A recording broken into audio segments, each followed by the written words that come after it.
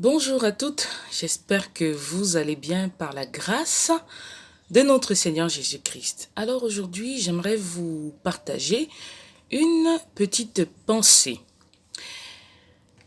La Bible dit dans Matthieu 22 au verset 39, la deuxième partie du verset dit ceci: « Tu aimeras ton prochain comme toi-même. » J'aimerais m'adresser aujourd'hui aux femmes, aux épouses, qui sont conscientes que leur mari les aime, qui savent que leur mari les aime, parce que leur mari leur démontre au quotidien leur amour.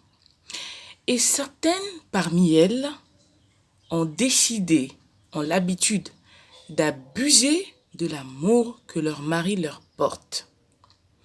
Pourtant, Jésus nous a dit, tu aimeras ton prochain comme toi-même. Abuser de l'amour d'un époux, c'est par exemple lui faire du chantage. Faire du chantage pour la cuisine, faire du chantage pour les tâches ménagères ou faire du chantage même pour le devoir conjugal. C'est lui mettre la pression tout le temps jusqu'à ce qu'il finisse par céder.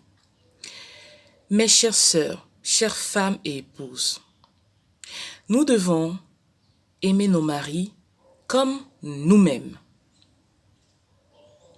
Abuser de l'être aimé est une chose mauvaise que le Seigneur n'apprécie pas. Souvenez-vous aussi que la Bible dit que tout ce que nous aimerions que l'on fasse pour nous, nous devons aussi le faire pour les autres. Est-ce que vous aimeriez que votre mari puisse abuser de vous, abuser de votre amour pour lui et vous faire du chantage au quotidien? Est-ce que cela vous plairait? Si cela ne vous plairait pas, vous, à votre tour, ne le faites pas. Alors, toi qui m'écoutes, chère épouse, si tu es dans cette situation où quand tu veux obtenir quelque chose, tu te mets dans une dimension de chantage, je t'invite à changer ton comportement. Je t'invite à changer cela parce que c'est une attitude qui n'est pas convenable et qui ne plaît pas au Seigneur.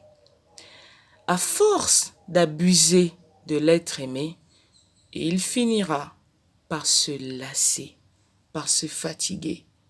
Et c'est comme ça que commencent les conséquences de la destruction du foyer. Alors, prenez garde mes chères sœurs, respectez vos maris et bénissez le Seigneur pour l'amour qu'il vous porte. N'abusez pas, n'abusez plus de leur amour pour vous, mais témoignez-leur en retour de l'amour, de l'affection et du respect. Excellente journée et que le Seigneur vous bénisse. C'était votre sœur Ursula Mapon Botembe. Soyez bénis.